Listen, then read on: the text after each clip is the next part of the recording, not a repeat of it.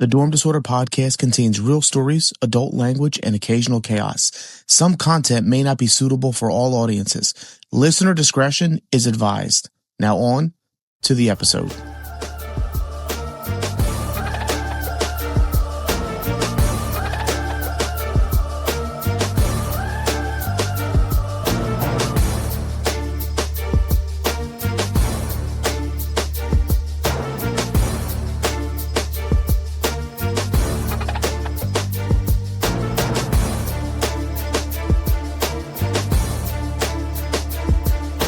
Welcome back to the Dorm Disorder podcast. This is part 2. That leads me into a nice segue. Because emotionally, going to boarding school is quite a change. And you started, Girard folks, when we went there were no new kids after 7th grade. None. Slight caveat, we had started letting kids in 8th grade with our 8th grade class. Get that enrollment up. Yeah. The numbers were going down. But you started boarding school in the 10th grade. Yes. Yeah, I can't honestly imagine. I think I was more emotionally flexible starting at 11 years old. But you're a teenager, and not even in the first year of high school, depending on where you lived in Jersey. Some of them start in 10th, I know. But how did that feel to start boarding school so late? It was hard. There was a select few of us. Most kids went to the lower school, like they grew up with each other from kindergarten to 8th grade, and then in 9th grade they got like the international kids came, and kids on scholarships came to start high school. So there was like 7 or 8 of us that were like the 10th grade transfers. Wow. So I'm actually very close with one of the other 10th grade transfers that year. We're like best friends to this day. She's up in Boston. But it was challenging because not only were you not one of the lower school kids that had grown up together, but you're now not even one of the kids that were here last year in 9th grade. So people are curious, you're kind of under a looking glass, like, you went to public school? Like, like, you went to public school? You were like, kind of like, yeah. And I mean, there was not very many kids of color there in general. So it was a challenge. It had to do a lot of soul searching. I've always been like an introspective. I was that weird kid that was like in 1st grade, like crying to my parents at night, like, you're gonna die one day. Like, I really was. So I was always just like this deep, really like Wednesday Addams kid. Like, I'm a Scorpio, so very like on brand for me. I was married to one of them. Yeah, that sounds about yeah, right. you know what I mean? So yeah, just realizing like, all right, let's do it all in. Like, I've never been afraid to start new. I've gone to a bunch of schools. Like I said, I went to camp by myself. I knew I wanted more. And so I was gonna go after it. How much did you cry? The first week, like every day in my dorm room, like like tears on the pillow. But then, I had to boss up and not let them see your weakness. Yeah. What was it like having to share a room with a stranger? Like, how was that for you? Hard. It was very interesting at first because I shared with my sister when I was younger, and then I had my own room, and then to share with a stranger is challenging. And that first year we had a very small room. It was just like bed, desk, closet, one little walkway in the middle. Sounds like Bordeaux. Yeah. Yeah, it sounds like some our of the rooms. rooms were a lot bigger. So as I was on low man on the totem pole, 10th grade transfer. They weren't worried about me. And she was a 9th grader. And so it was challenging just having to learn how to communicate, learning how to keep your stuff neat, learning, because from time to time, kids would, things would go missing in the dorms, and being like, you didn't lock the door. Like, you know what I mean? I had $60 in my desk. Like, was it you? Was it somebody else? So Rich people still. There's rich ladies that steal Gucci purses and they can buy them. So what the hell is going on? Well, at least we know they're petty as we are. I wasn't thinking about stealing. I was thinking like, are they leaving like dry toothpaste spit in the sink? Like, that's kind of, or they didn't make their bed or leave their clothes laying around. Well, I mean, no one was checking for that. Like, we won't get in trouble. Really? Yeah, like, it wasn't military school. I mean, but and we had communal bathrooms. Like, we had a few in each hallway. So we weren't responsible for cleaning bathrooms or anything. So your bathroom wasn't in your room? No. Okay. My senior year, I did have an apartment with 2 other young ladies, and we did have our own bathroom, sitting area, bedroom. So that was a little different. We did have to clean that bathroom. But It's still kind of similar to at least what the boys went through. Yeah. I don't think the girls. Sorry, fourth wall here. Did the girls have to clean their own bathroom? When So they had your senior year, apartments. yeah. Okay. Okay. All right. Jill Bacons, everybody. Thank you. She's always gonna be Jill Bacon. I'm a little stuck on this. Rich people stealing from people. Like, and now it makes sense if you think about, I don't know, socioeconomics now. Mhm. Rich people are stealing from people. Par for the course. I guess this is something to learn young. Yeah. Yeah. Wow. I mean, I think part of it's probably like the thrill of, the endorphins. Oh, am I going to get caught? Or, there's plenty of reasons why people steal.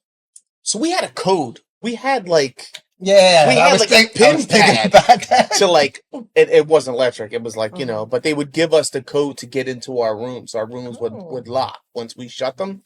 Did y'all have that, or was it lock and key? Lock and key, like old school keys. Like, yeah. Wow. Mm-hmm. I just remembered that. Like, I didn't think about that until we had this discussion. Yeah, right yeah, I now. forgot all The about it fact till we that had this used to, discussion. like, Yep. have a little lock, and it was a 5-digit little button thing. You had to click, click, click. Yep. But it didn't matter because if they were in somebody else's room that was connected to yours and you didn't lock the bathroom door, they could Mhm. just walk in. It's like one of those hotel rooms where Okay. you can have the adjoining Mhm. rooms.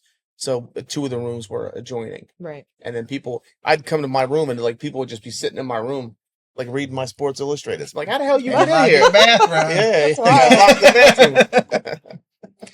So I want to go back a little bit to the name of your school, which is quite interesting because we had talked about at Girard. Well, I don't know if we actually mentioned this one particular detail. Clergy is not allowed on the campus of Girard College at all. Like, there was times it has happened, but there's times that certain people's parents was like, "Oh, my uncle is a reverend. Can he come to my graduation?" They were like, "Shut up! Don't talk about that." Because no, Yeah. by the will that Yep. established the school, no clergy allowed. But we got your school that's out in Wyoming, and it's a seminary. Leads us to believe there's some religious parts to it. So why don't you break that down? Let us know, like, why Wyoming Seminary is the name. Right. So that's a good question. So I remember when I first was telling people, like, okay, like I'm, going away to a different school, it's this name. They were like, your parents are sending you to become a priest all the way in Wyoming? Like, that's wild. Like, what's going on? Like, were you bad? Like, it was like military school. They were like, what did you do? You're getting sent to boarding school? I was like, no, it's like a good educational opportunity.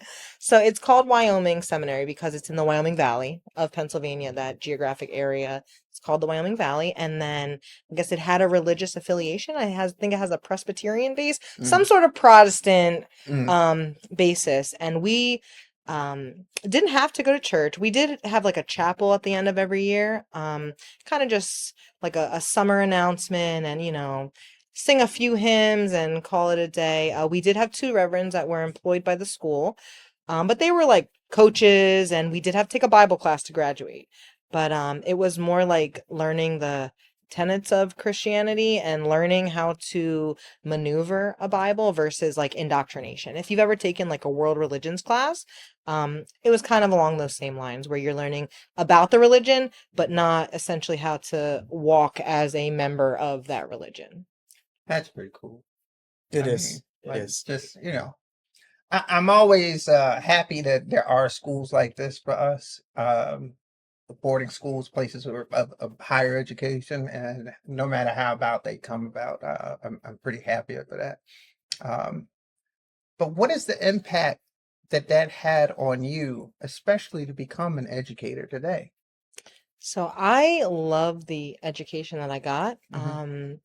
Very now I'm about to pull out all my educational buzzwords. But the rigor was for the first time in my life. Like I said, I had to study. The hardest courses I ever took were in high school. Like college was a breeze. I messed up my own chance in college. Like my journey towards graduating, even with my bachelor's, was a long one. But the courses were interesting. They really challenge you. You had the opportunity to really dive in deep. Like, I have an English degree for my bachelor's, and some of the classes I took for English, like novel to film class, a class on books that are most banned. My favorite class I've ever taken to this day is I took a class called Creative Spirit, and that was AP Art History and Music Theory. Oh, okay. And what I learned in that course, like, I've utilized in museums all around the world. We're those people now that me and my husband, we do European summer. So, you know, That's right. so yeah. And his story's even, even a little crazier than mine, that where he came from. So, just working hard and grateful for the opportunity. It helped shape my leadership vision and my vision of what academic institutions can be. Mm. So I lean towards project-based, towards a flipped classroom model, giving kids the opportunity to explore their own interests outside of class, than me being like more of a facilitator. I teach English as a second language to kindergarten through third grade. So I really do have a lot of flexibility in my curriculum. I'm currently writing the curriculum for K-3 ML education in my district. July 31st, I'm done my master's in educational leadership in Montclair.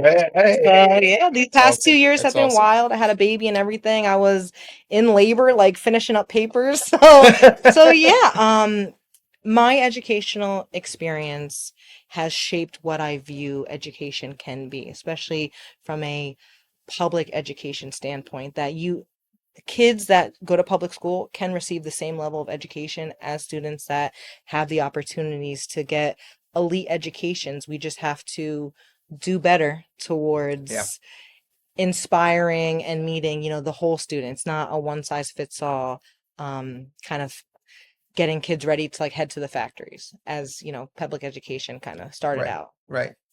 But where are you teaching at now?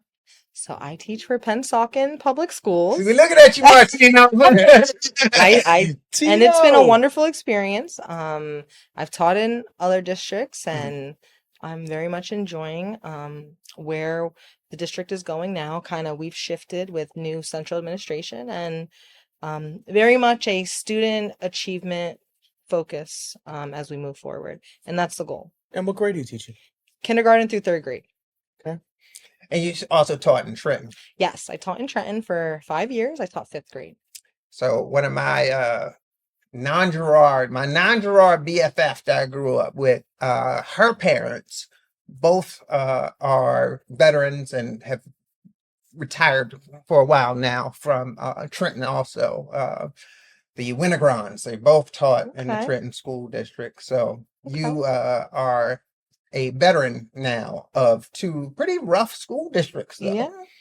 Now, even though those school districts are tough, even today, I'm sure there's a lot of bright kids that probably could use the opportunity like you did, and you wanted to speak to that. So why don't you go take a minute on that now? Absolutely. So, and it's funny that you mentioned that, because both my parents work in Trenton as well. My dad's an administrator, Okay. a product of Trenton Central High School, and my mom's a longtime teacher in Trenton. But absolutely. So there's many students that I've had throughout the years, students that I have today that, like I said, the students that I service were either going back to Trenton from low socioeconomic status. English might not be their first language. They might not have two parents at home. I've had students who's had siblings die in gun violence. Yeah. Parent got deported, and then they're back in class the next day, and kind of having to pick up those pieces. And how can you learn? You might be the next Einstein. How can you learn when you're stressed that, your dad just disappeared overnight? Some guys came in and got him, and you have no idea if you're ever going to see him again. Yeah. And you're a little kid. So my first year teaching in Trenton, my fiance at the time, he passed away. He had a blood clot in his brainstem. And I had a student, I'll never forget him, Alex Kamara from Liberia, who, when I came back to class, he was a third grader. He looked at me and he said, my maiden name is Ons. He said, Miss Ons, life is hard. And this is an 8-year-old telling me that, from what he has seen coming from Liberia to now being a student in Trenton, and just had never met his dad, didn't know if he was going to see him again, So I kind of went off track here, but No.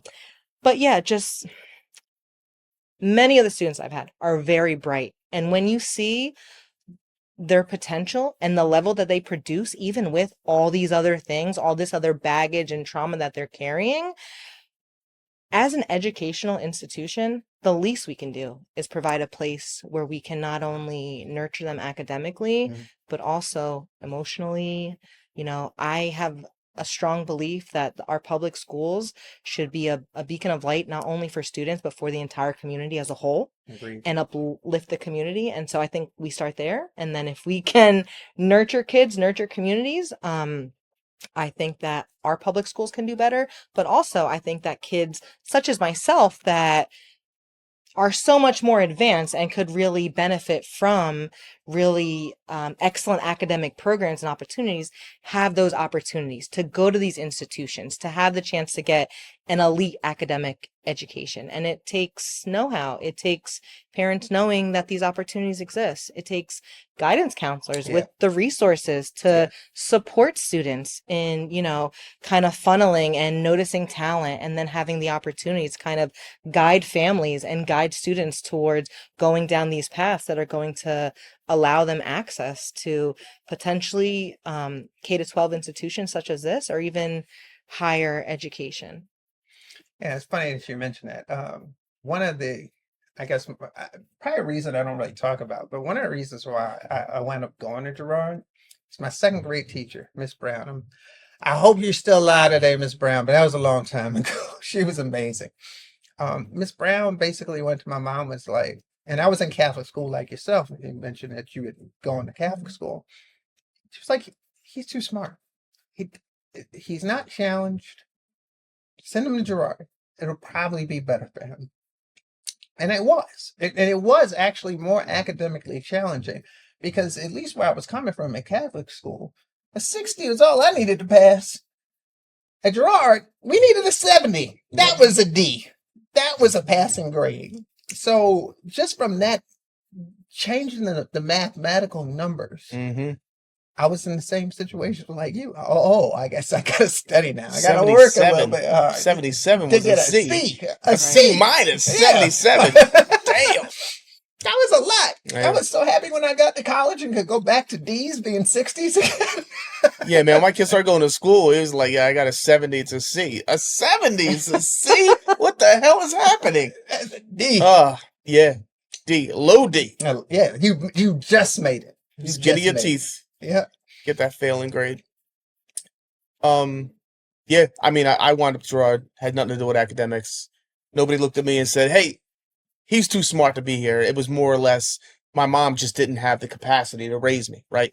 So that's how I wound up at Girard. So I do, as we get close to the end of this episode, I do want to just encourage people who are in that same situation. If there's single parents out there that are struggling to make ends meet, trying to get your bills, you got to work night shift, you got to find somebody to watch your kid, I really encourage them to contact the admissions office at Girard College. We can supply that information through this episode and reach out for sure. Or looking for scholarships at a place like Wyoming Seminary. Mm-hmm. Yep. You know, we got a couple of topics I want to go over. Actually, it's kind of messed me up a little bit. Sorry. One of the things we want to talk about is your Instagram. You have a nice, Yes. solid little thing going on. Now I got to get some. We got back from our cruising at Thursday. Had to get our kids. We're staying at sister-in-law's and get back into the Philadelphia area. When I tell you, I walked in the door at 1:55. At 2 p.m. I was on a work call. Mm-hmm. So the fact that I basically transitioned right back into work pretty much instantly has a lot to do with what I do and how busy it keeps me. So I've been wanting to get all this stuff into TikTok, and that is my thing. Mm-hmm. But your thing is pretty cool. Okay. Yeah. I ain't gonna lie. Balling on a budget. Yeah, I learned a long time ago how to do it. And so my Instagram, the Wanderlust _mama_. So I basically share ways that you can plan trips, whether they're multi-generational, whether you're taking your kids, whether it's a vacation, and how to do it on a budget. Me and my husband met and vibed on the fact that we both came from not a lot and we both love to travel. I've had some awesome experiences. We actually vibed how we first got together was he admired the fact that I hiked the Inca Trail in Peru for 4 days to Machu Picchu. Wow. And that was like one of the most life-changing things I've ever done. So yeah, I teach you how to find cheap flights, how to get free hotel stays and things everybody can do. Like give your kids some experiences. Like Yeah. I have so many of my students like, what do you do over summer? Like, oh, I was just watching videos on my tablet. I was just on my iPad, like on the phone. And I understand people, work with what they got. But I've even had teachers like, how are y'all always going somewhere? We took my son to the Netherlands when he was 3 months old. Yeah, so we're going to Italy next week. I found flights for $300. Like anyone, no, let me not say anyone. Many people, that is something that they can aspire and be able to save up to doing to give themselves or their kids some experiences. It's not only for rich people. And it's not as bad as people may think it is. It's the expense Mhm. is not too much for most. Even in this economy, Mhm. I understand people is hurting, but there's ways to make it work, Mhm. whether domestic or international. But there's ways to make it work to give kids a more immersive experience childhood. Absolutely. Somebody else going to Italy. Yeah, I didn't find flights for $300. He wasn't following me then. Should have got up on that. Yeah. I do want to just touch on one of our previous guests who did attend Gerard, and you two connected Mhm. on a group chat or a group that was made for a similar experience. Just curious if you wanted to kind of touch on that and how you Yeah, you- so we how we actually kinda met you. met on like a mom chat. There's like Okay. different apps out there. It's hard being a first time mom at 36 and having a full-time career. It's a interesting space being a mom and you get into all these mom groups and you're like, I'm not a stay-at-home mom. I'm not like a 19-year-old mom that just like has a blue-collar husband. It's hard to kind of find your niche. So Yeah. we connected on an app for mom. We're both work in education. We're both, women of color that had a child later in life. Our sons are very close in age, and I had seen that, she was on the podcast with you guys. We've had many conversations and connected, and we realized that we had both had this experience of going to boarding school, and that was another kind of thing that kind of connected us. And Yeah. especially being a woman of color, finding another woman of color that went to boarding school that's not like maybe from a very, very affluent family Right. is a like once in a lifetime kind of opportunity. Right. So yeah, so that was really interesting. And I'm glad that we did connect and she connected me with you guys because this has been awesome. Shout out to Rosalind. Thank you, girl. Munoz. So, Mike. See you again next time. Yeah. Yeah, so it was really cool because I had told you her and I and a couple of other people met for a meeting at Gerard, and she had mentioned the school, and I don't think she mentioned you by name, but she had mentioned that she had talked to somebody who went to boarding school, and that you both realized after she was on the podcast. So I threw that little invite out, like, hey, we're looking for other people that went to boarding school, and then you messaged right away, and I'm like, all right, this is cool, let's get this going. So I'm so glad you messaged us because this is Absolutely. I love being educated on what's going on in other boarding schools. That's really cool. So, especially since both of you are kind of in education too, do Mhm. you have like woman of color boarding school? Like, what's that like the conversation and vibe like when you get to talk to specifically another boarding school kid? Do you like instantly start doing the weird connections of, oh yeah, we had that, or oh no, we had nothing like that? Yeah, kind of. And it's interesting because, and now learning more about, your experience, our experiences were very different. I have only really met people that had went to my same school. So Right. even learning about Girard College and the differences there is really kind of eye-opening and unique. And even, so the author Gloria Andalucia talks about living in borderlands, about how, when you have complex identities, you kind of like learn how to maneuver through like different areas. And I kind of feel that way as well. And talking to her and her experiences, and you kind of do learn that other people also share the same unique experiences, that they might not be identical, but you're not alone and there's other people out there. And I think that's strong, especially in the digital age, to know that exists. You don't have to feel like you're alienated. You don't have to feel like no one else knows what you're going through. There are people out there that are having the same experience, or, would like to have the same experience. So we're getting close on time, but I just got off again. Shout out Ed Crawford. Thank you very much. Got off a cruise with about 26 people. Not all those people graduated from Girard, but they all are affiliated with Girard in a particular way. And it's been 30 years since we went to school together. Does your community, does Wyoming Seminary, do graduates of your class, do you guys get together, see each other, talk to each other? So the Alumni Association is very strong. They keep trying to get me to come to a meet and greet.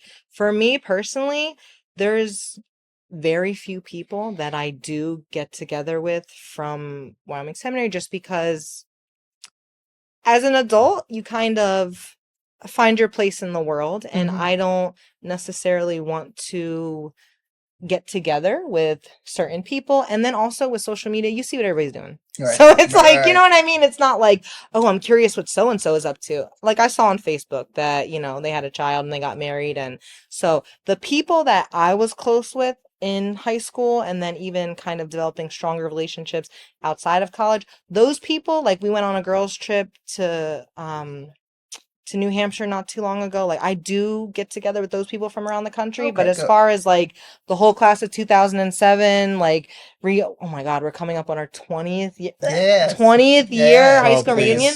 I personally, I'm we a do have 94. different alumni chapters. So like there's an alumni chapter for Philadelphia. There's an alumni chapter for New York. I'm sure that other places have alumni chapters, especially because there a lot of international students go there. Students from around the country do attend there.